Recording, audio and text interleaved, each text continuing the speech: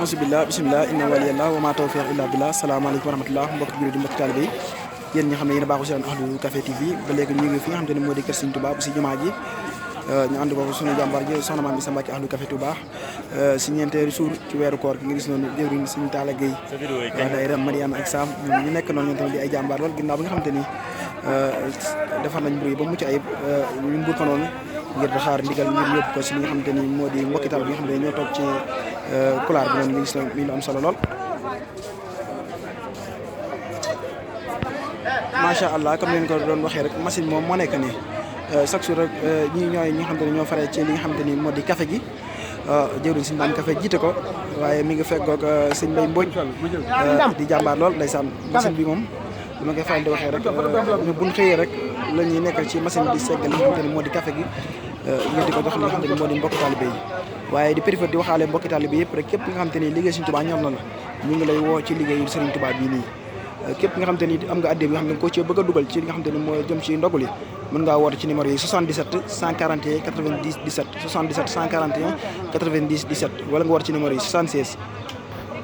585 79 67 76 585 79 67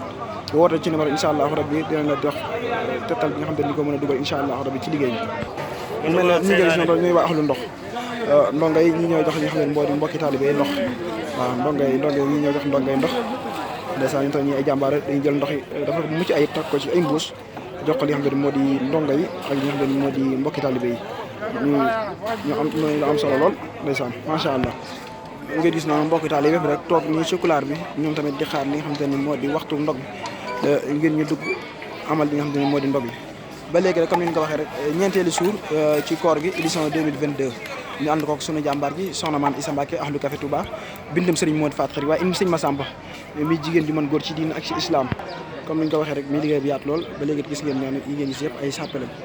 ñi nga xam te ni ay gan rek lañ ko recevoir moom lañ fi programme yi nga gis noonu yooyu ñu nekk noonu comme ni ñu ko waxee rek gis ngeen lal yi moom lañ programme li nga xam te ni moo di soxna yi gis ngeen noonu muy lu mucc ayib yëpp ñu waajal ko ba mu mucc ayib noonu ngeen gis ko noonu macha allah mi ay lal yi nga xam te ni lépp rek jàmbaar ji moom moo koy def si fii nga xam te ne moo di kër Sëriñ Touba bu ci pale bi ngeen gis noonu ndeysaan ba léegi ñu ngi ko programme ba ñi nga xam te ne moo di soxna yi ngeen gis noonu lépp rek jàmbaar ji moo koy fi def muy soxna Maam Issa Mbacke Ahlu Café Touba bi dem sëñ Mor Fax waaye sëñ Massamba ngeen gis noonu moom rek comme ni ñu leen ko waxee moom rek lii moom tamit moom lañ programme ñi nga xam te ne moo di mbokk yi góor yàlla yi mooy suñu baay yeeg suñu grand yeeg suñu frère yi gis ngeen noonu ñu am solo lool lépp rek suñu jàmbaar ji moo koy def fi nga xam ne moo di kër Sëriñ Touba bu jàkkaaroo jumaa ji ñu di ko ñaanal mu yàgg fi loolu tànn wér yàgg ko def ñu yàgg ko fee fekk yàgg am xéwal yi nga xam ne dañ ko fi indi barke borom Touba ba léegi mel na ngeen gis noonu jàmbaar yi nekk noonu ñu soxna Maam Issa Mbacke Ahlu Café Touba moom sëñ Modou Fatou waaye sëñ Massamba moom tamit fii la ñuy recevoir yi nga xam ne moo di kilifa yi mi gan yi Mbacke yi ngeen gis noonu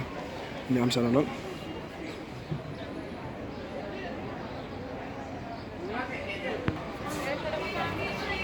macha allah mbokki jullit yi mbokki taalibe yi lii mooy li nga xam ne moom lay indiloon ci 4e suur gi ci weeru koor gi